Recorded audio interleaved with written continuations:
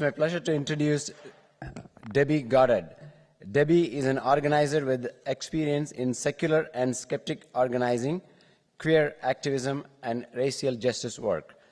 Recently hired as VP Programs at American Atheists, she is a senior member of that leadership team. She now oversees American Atheists organizing, activism, and outreach programs. Before joining American Atheists, Debbie worked at the Center for Inquiry. While there, she launched a national billboard campaign highlighting black freethinkers, coordinated an international campaign on blasphemy laws and free expression, and organized the Women in Secularism Conference and the annual CFI Leadership Conferences. Debbie. So first, I want to give a thank you to the conference organizers for inviting me here to be part of this event. I have never been part of something like this before, I'll honestly say, and it's been a real honor and a pleasure to be able to participate in this and to learn from all of the other speakers and the attendees here, so thank you for that. And thank you for the really nice introduction as well. I'm excited about this topic. I'll try to make my notes short so that I don't keep you too long from the next things on our agenda. But I'll make sure to hit some of the biggest points. So how many of you here have done activism before? How many have not? Okay, some people. How many of you have done anything that you would call organizing? Okay, good, good. I'm going to do a brief overview of some of the bigger concepts for those of you that are newer. There are some takeaways that I think will be most useful for some of the strategic thinking that is crucial for us to engage in effective actions. And make sure I go through these notes pretty quickly. So I was a philosophy major in college. I can't help but start presentations with defining the terms that I'll use, even in trainings. When I say activism, well, skip that. We know why activism. Things can be better in the world. When I say activism, what I mean by that is it's not a big deal. It's just taking action to bring about change. Doing something so that the world ends up being different than it currently is. Something's different. It can be a small action. It can be trying to change the mind of our brother about some issue that he has an opinion on. It can be, changing the way things work in our workplace.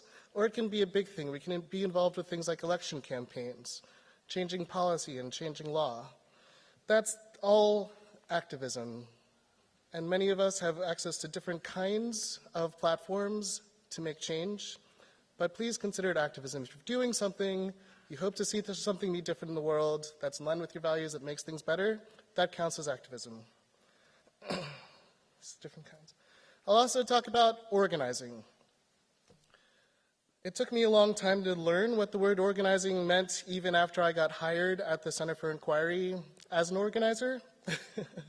I knew it was something with people and communities, but it made a lot more sense later when I understood that it's basically just bringing people together to do something, to get something accomplished.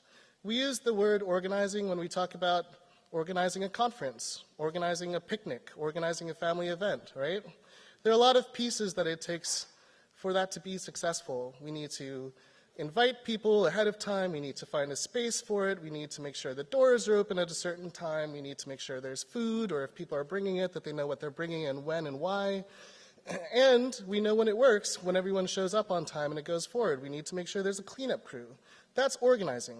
And in the same respect, when we're engaged in activism and advocacy and doing campaigns, whatever kind they might be, if we're working with people to get something done, we're organizers. And we need to figure out all the pieces there to make sure that we can accomplish our goals. There's other jargon that they use in activist spaces, words like mobilizing, talking about developing leadership and training. I'm not going to drill into those here, and different groups use these words sometimes in different ways, but this is part of the toolkit that organizers develop in talking about how to do what they do more effectively. What I want to reiterate before going into the first of the two big parts of this presentation is that the reason I was asked to talk about this topic here is because in a lot of humanist spaces, We're good at talking about the big ideas. We're good at talking about the theoretical. We're good at talking about our values and sometimes our history, the things people have done, the ideas that we want to share, the ideas that motivated us and excited us to be involved in our communities. We're not always good at talking about how to take those ideas and put them into action, how to take them out of the theoretical and put them into the practical. How do we advance our values? How do we make the world a better place based on what it is that we believe in? And so I've been giving presentations and workshops when I get the opportunity about the how we can do this when I can. This again will be a short version, but get in touch with me if you are interested in more information. I'll put some links together at the end for you. And if for those of you who might have to leave before the presentation is quite done, please feel free to get in touch with me. I have a small handout that I can give you with some links to more information as well as my contact information. Now, let's talk about how to put together a campaign. One of the good things about activism is that there's a method to it, or there are methods depending on exactly what you do, but there are some high-level things that we can think about that can be applied to almost any kind of campaign. In the same way that when you talk about how to do science well, there's a scientific method, there's a framework that you apply. You have to develop a hypothesis, you have to collect information, all of these kinds of things, right? That's how you advance science. Using that same idea, there's a way that we can approach activism strategically and intentionally so that we can be more effective in doing this work. And I'll go over the basic framework that applies to a lot of the ways this works. The word campaign, by the way, it's like a project. A project is a collection of tasks. A campaign is a collection of actions, right? You can have an election campaign. Your goal would be to get your candidate elected, but to do that, you might have to knock on doors, make phone calls, put out flyers, raise money, all of these pieces with this larger goal in mind. It's a project. It's an activism project, or marketing project, or political project, issues-based project. So let's talk about the basic framework. The most important part is that there's a goal. What are you trying to do? Sometimes groups use a word for this like vision. They might use the word goal for something like objectives. But basically, in every campaign, you should have some idea broadly of how should the world be different if we succeed? What are we trying to see be different? What should be changed? What are we trying to accomplish? Often campaigns are reactive. Something went wrong, something happened, and you want to do something to fix it or make it better. Sometimes they're proactive. You think things can be better. You're like, I don't like the state of things. I think there's some things we can do to make it better. Or you anticipate that something's going to happen in the future if you don't do something now, like building a dam if you know that a river may flood. And so you want to take action sooner rather than later to help make things better and ameliorate that. Under the goal, we often break things into objectives. These are winnable issues, often defined by things like, when do we want to accomplish this? What is it that we want to accomplish? What do we need? What's the action that we need to take to accomplish this? You often have a primary objective, which is the thing that your campaign success is defined by. If you're working on a political campaign, it might be, we get the candidates to vote a certain way, or we get our candidate elected on November 8th. There's a time, and the whole campaign will be successful if this happens. Along the way, you have a lot of secondary objectives. We need to raise this much money by this time. We need to knock on this many doors. We need to make sure we fill out the paperwork and register in time. That's how you break down what kinds of actual actions you need to take to hit your overall goal. When you think about what you need to accomplish, you also need to identify your target audiences. Who is it that you need to reach for this campaign? And it's always people. Your dream might be save the whales. The whales are threatened. But in order to save the whales, you don't work with whales. You work with people. You get people to be committed to that. so that they can make policies and things so that there are more whales. If you want to save the forests, you're not working with forests, you work with people. Who you need to work with is what you determine here. I worked on a racial justice campaign in Buffalo, New York, where I lived for 12 years, and we were trying to change some of the policies in the police department. In order to do that, it wasn't actually the police department that we needed to work on. They were one of our sub-audiences. It was the mayor. The mayor's office had a lot of control about the police department's policies. But we had to do some thinking to assess who it is that we actually needed to get to move on an issue, who it is that had the power. On an educational campaign, you might focus instead on the general public or a small segment of the public. You might do a vaccination education campaign and focus on mothers, for example.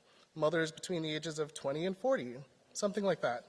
Who do you need to reach, though, for your campaign to be successful? And there might be multiple audiences that you reach in different ways. Once you know who it is that you need to reach, you talk about how you're going to reach them. Tactics are the vehicle that carry your message, the message that needs to reach your target audience.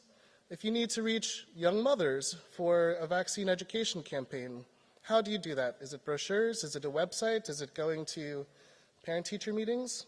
Not sure. And finally, and crucially, you should always talk about evaluation or metrics. How will you know if your campaign is successful? A lot of times, people who are passionate about an issue will engage in action, and it makes them feel good to feel like they're doing something. It might be writing a post on Facebook. It might be holding a sign outside somewhere. They'll engage in the action without thinking much about what that action actually accomplishes, right? And so I've seen people write websites, educational websites, putting information online, and then kind of going, all done. We're finished. The information's there. We succeeded. But what else do you need for that to happen? If you're doing an educational campaign, an awareness campaign, you don't just put information somewhere. It's like printing brochures and leaving them in your garage. No, you have to have a marketing component. How do you reach your audience? How will you know if you're reaching your audience? Well, maybe look at web views. If they're not a lot, you have to change your tactics, right? That makes sense. So I think evaluation should always be part of this. And if you have a campaign that goes over time, you should have points in the campaign where you stop and look at metrics and see, hey, are the things we're doing that we think is helping us, are they actually accomplishing that? Are people going to the website? Are they showing up? Is this having an effect on vaccination rates? Are people changing their opinion about this issue? And if not, you can still change your tactics if things are still going on. So those are the primary pieces of a campaign. Now, a lot of times if you read books or attend trainings about organizing, they'll have, 8, 5, 9, 11 different steps. They'll break these down in subgroups. They'll say messaging, resources, who can you mobilize? And that's fine. Depending on the kind of campaign you do, you might want to do that. I wanted to pull out some of the higher level things that I think are absolutely crucial, can't be collapsed much further in thinking about how to approach campaigns and activism strategically. So let's go through a very short example and a slightly longer example. These are other ways that you can think about campaign questions. Here's a short example, Operation Wi-Fi, an individual action. And this happens in a lot of places, actually. So imagine this. You're a parent, and some other parents at your kid's school believe that Wi-Fi can cause headaches for kids, can cause cancer. And so they want to eliminate the Wi-Fi in schools and in places where they spend time, like coffee shops. And you say, heck no, don't take my Wi-Fi. I need that in my coffee shops. My kids need that in school for their tablets and their games.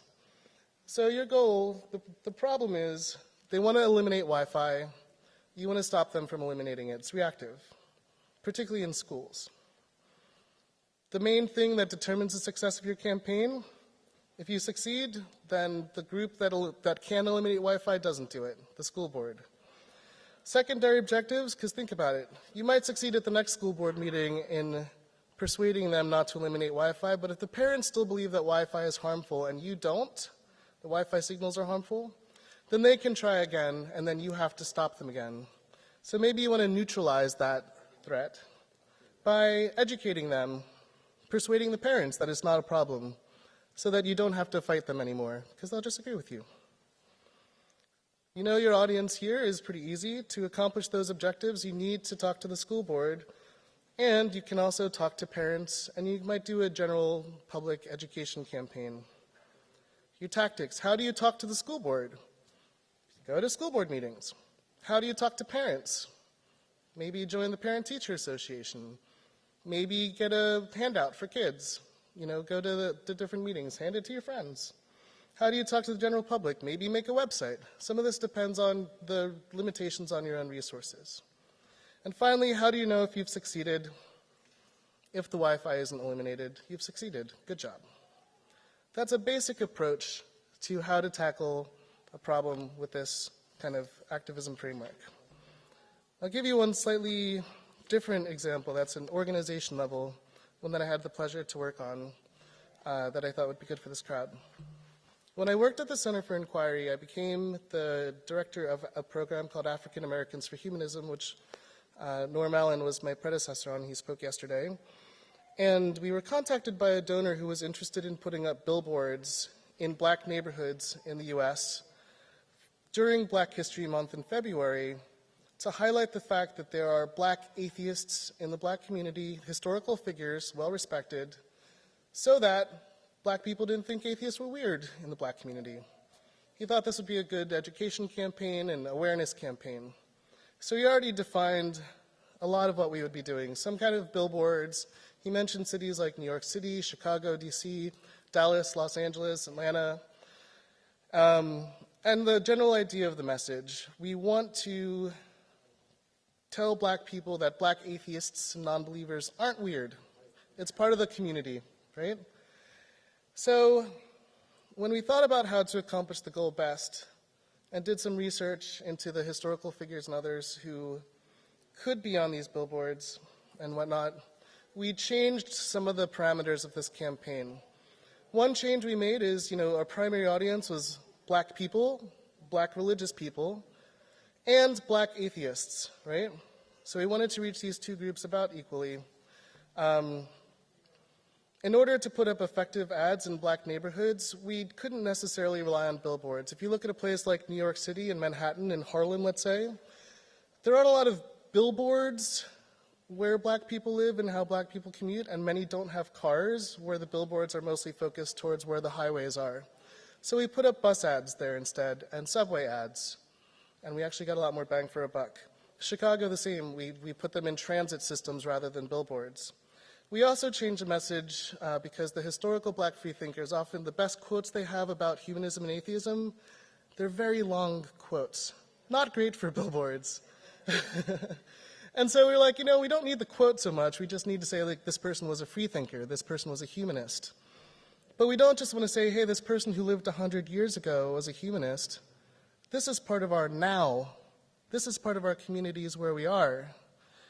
And so here are some of the ways that we changed the campaign.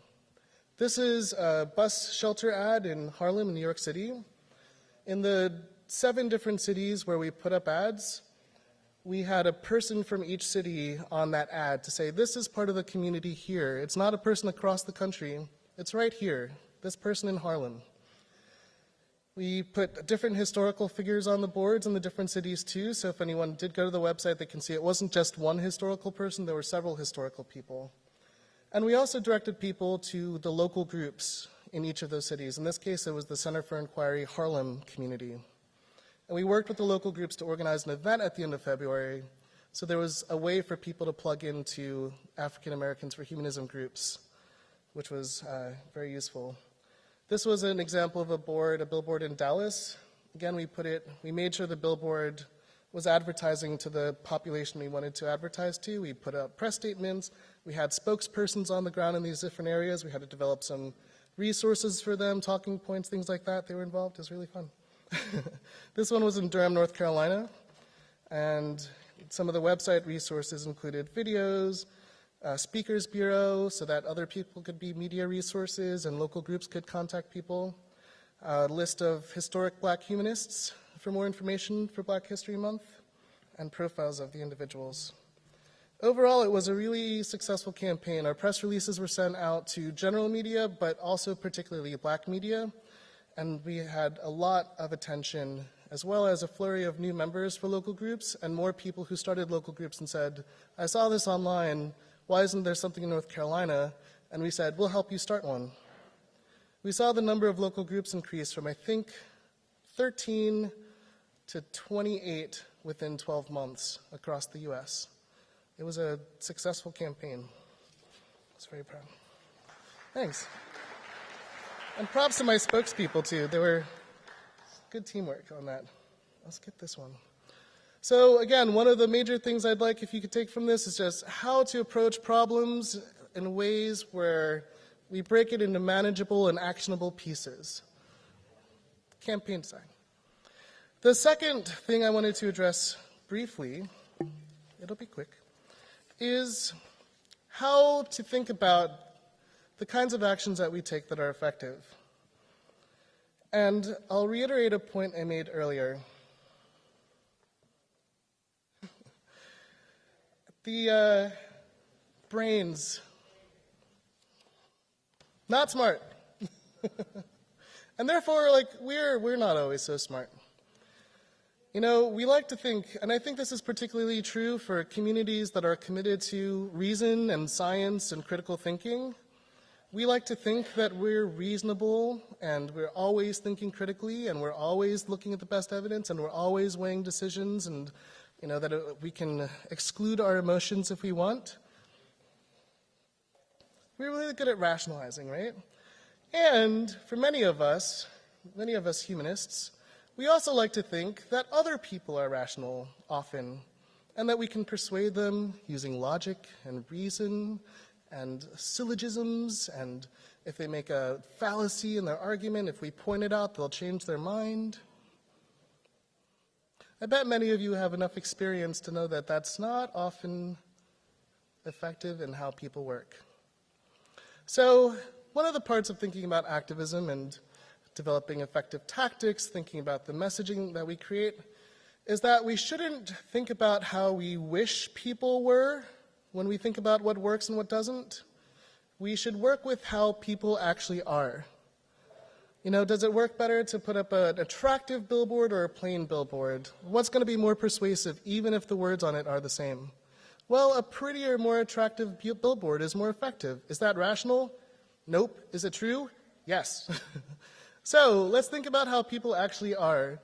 And to get better at this, to have more options, to improve as activists, we can look at fields of study that involve looking at how people work. People are the reason that we want to be activists often, right? We care about people and making the world a better place for people. They're also the reason this is so frustrating and aggravating, because people, right? And not just the people we're fighting against and disagree with, but also the people that we work with sometimes. We're just people. We got squishy meat bags in our head. So let's talk about some ways that we can learn from research. Particularly in this case, I'll be looking at social psychology, though you can draw from other fields, including marketing. A lot of money goes into marketing to see what works and what doesn't for getting messages out to people. If you're like me, you're plugged into probably seeing a lot of fun social psychology stuff online and different studies about how brains work and what's effective and what's not. Let me talk about how we can learn from some of them and draw from some of them to inform our activism to be more effective. In this one study, imagine this. You sign up for a research study, and you walk in, and the researcher says, great, what's your name? Let me write this down. But they're holding a mug or a can of soda, and they can't write on their clipboard and hold that can. So they hand it to you. You go to the elevator, go upstairs, and then they ask you to read a short story about a person and to assess what you think about the characters in the story.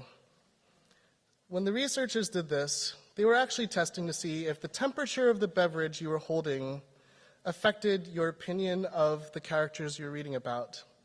It turned out, yes. When they handed the person a hot coffee to hold, so a warm mug, the people rated the characters they read about as warmer people. When they handed them a cold beverage, they rated them as colder, having colder personalities. And that is ridiculous.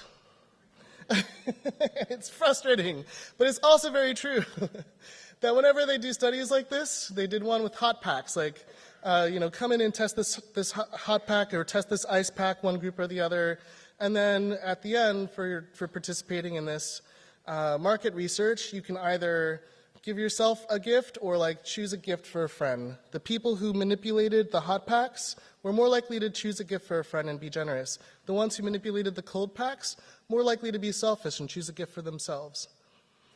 So this is called priming. And we know this. We have this experience all the time, right? If you want to ask for a raise at work, you don't do it on the day that your boss had a flat tire, had to change a tire in the rain, comes in bedraggled and you say, hey, can I just meet with you for 10 minutes later? I'd like to ask you something. You know that their bad mood is going to affect how they think about this and how they make decisions. In the same way, when we do activism, you have to think about where people are on things, but also recognize that, making them happy before they think about something is going to affect how they think about something. If they're hungry and cranky, maybe less likely to think positively about things. So that has to be part of it, is the kind of people needs part of how we think about activism. I'll just give a couple more brief examples. This is one of my favorites. Some persuasion researchers at a university, they put out they recognize people don't clean up after themselves at lunchtime. They leave their trash on the table. And they said, well, we've read in some different things that when people think they're being observed, they're more likely to clean up after themselves. So what if we put some posters up with eyes on them? Just in the cafeteria, but just to check it, we'll put up a control poster on other days with flowers, something neutral. So they did this for a month, and they wanted to count. They counted how many people cleaned up after themselves who used the cafeteria. Let me find the stat for you. When they did this, twice as many people cleaned up after themselves when there were posters with eyes hanging up. So they thought, published a study. What if we try this in the staff room, where there's an honesty box? You can take some coffee or candy, but they ask for donations in a box. What if we put up some posters with eyes in them? So they did, some days eyes, other days flowers. When they put up posters with eyes, people were 3 times more likely to donate for the supplies they took. So they thought, publish a paper on that. And by the way, this is, how is this someone's job? How is this someone's research? So they thought, well, people sometimes steal bikes from the bike rack outside of our office or our university building. What if we put up a poster with some eyes on it? Cycle thieves, we are watching you. When they put this up over the bike racks on campus, bicycle thefts decreased by 62%. So this is the kind of thing you might see in articles scrolling on your news feed on Facebook, or someone mentions to you, or it's in a paper. And it's hard with social psychology because, there's reproducibility issues and things, but often there are things that are reinforced, like when people feel observed, their behavior changes. How can we use this as organizers? If you're starting a recycling program at work, how do you nudge people to change their habits, their behavior, their attitudes? They're used to just throwing everything out in one place. They're going to keep doing it unless something really changes for them. Well, maybe put up a little poster that says, please recycle,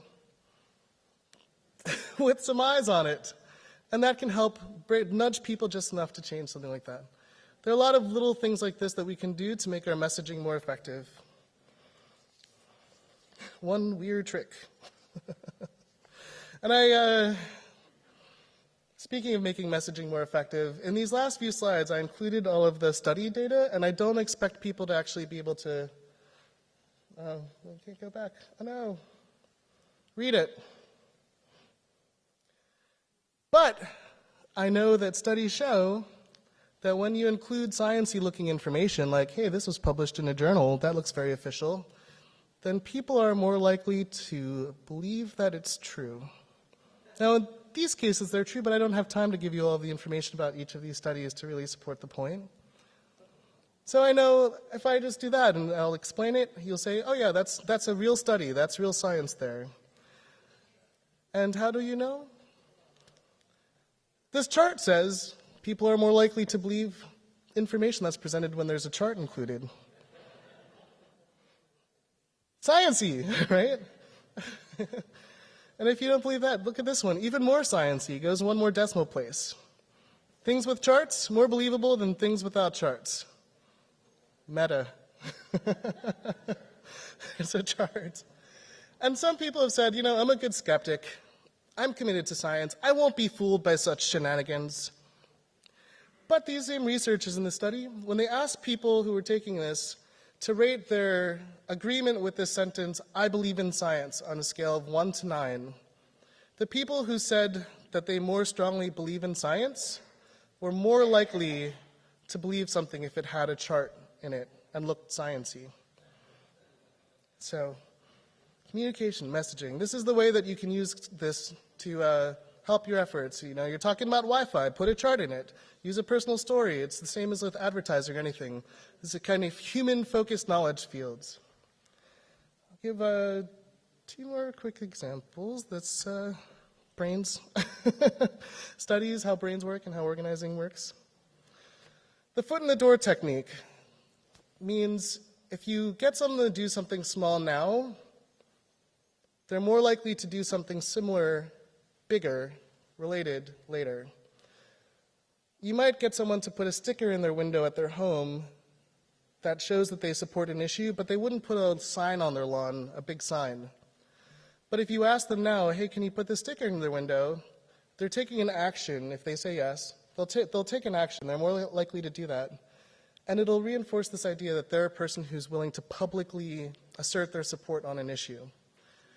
Then come back 2 weeks later and say, hey, can you put this lawn sign out saying you support this issue? Research shows they're much, much more likely to do something like that. And this happens to in volunteer management. If you get someone to do something small now, you can ask them for a bigger thing later. Hey, can you move this thing over there for me real quick? Hey, can you stay for an hour after this event and help us put tables away? Because people reinforce these identities that say, yes, I'm committed enough to this to do something to support it. Social norm theory is I like this because I travel a decent amount. A persuasion researcher stayed in a hotel and noticed the little cards that they often put around your bathroom or so saying, please reuse your towel. And what reason do they ask for reusing your towel? Please reuse your towel so that save water, save the environment, help everything, right? Is that really what the hotel is interested in? No, but if they said, please reuse your towel so we can save money, you're less likely to reuse your towel and they won't save money. So they use this other message, please reuse your towel so that save the trees, save water, save the environment. And you're like, yeah, I like that. I'm more likely to reuse my towel. This persuasion researcher went one step further. Please reuse your towel, saves water. Most of the people who come to this hotel reuse their towels. So there's an expectation. Most people who are in your situation do this thing. When you change the cards that much, put these out, tested it, 26% more people reuse their towels. So he's like, what if I was even more specific and did room-specific cards? Please reuse your towel, blah, blah, blah.